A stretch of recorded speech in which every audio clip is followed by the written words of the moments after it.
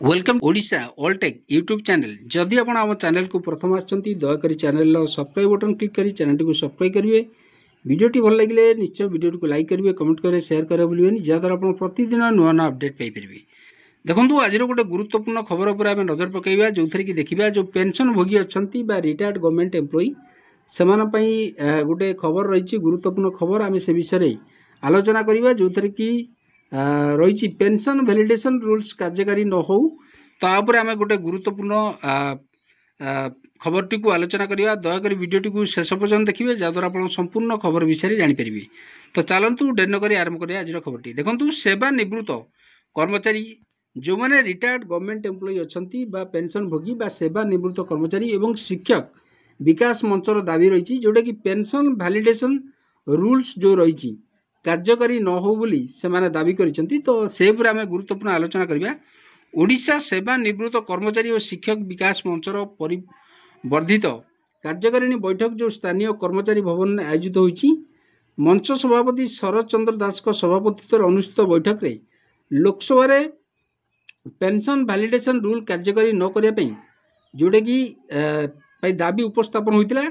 जो साधारणतः संपादक जो रही लोकनाथ रथ कही पेंशन जो रूल्स पारित कराइबा फल अष्टम वेतन कमिशन जो सुपारिश कार्यकारी होगा तारीख परिवर्ते पूर्व पेंशनर्स को पेंशन केउं तारीख रु लागू और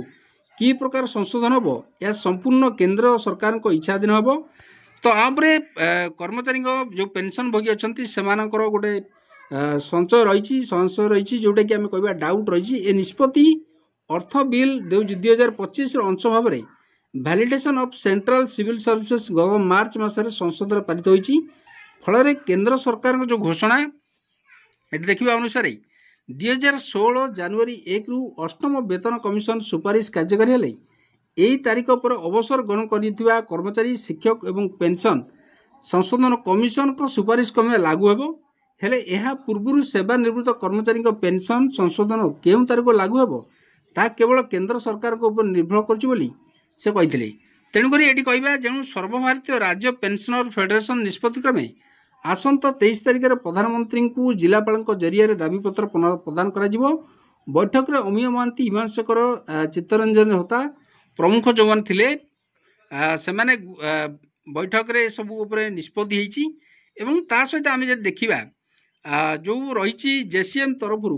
जो जेसीएम तरफ स्टाफ साइड जो जेसीएम तरफ एवं अन्य जो पेंशन ऑर्गेनाइजेशन अच्छी पेंशन एसोसिएशन अवसरप्राप्त कर्मचारी संगठन तरफ केंद्र सरकार को ए बाबद चिठी कराई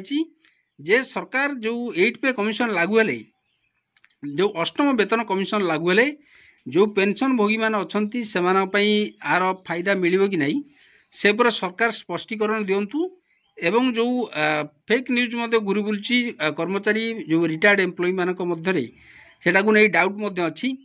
किंतु आसंता 23 तारिख जिलापाल मान जरिया माननीय प्रधानमंत्री को ए विषय में अवगत करा जे जो डाउट रही अवसरप्राप्त बा सेवानिवृत्त कर्मचारी तापर कौन सरकार निष्पत्ति नहीं क्लारिफिकेशन दिंतु बोली से गोटे चिठी करेंगे। तापर रही आज गुरुत्वपूर्ण खबर ये जदि खबरटी आपको भल लगे दयाकोरी निश्चय आम चैनल को सब्सक्राइब करेंगे, वीडियोटी को लाइक करेंगे, वीडियोटी को चैनल को सब्सक्राइब करने भूलें जहाँद्वारा आप संपूर्ण खबरटी जानीपर और परवर्ती जो अपडेट आसो से विषय में सूचना पाइपर। धन्यवाद।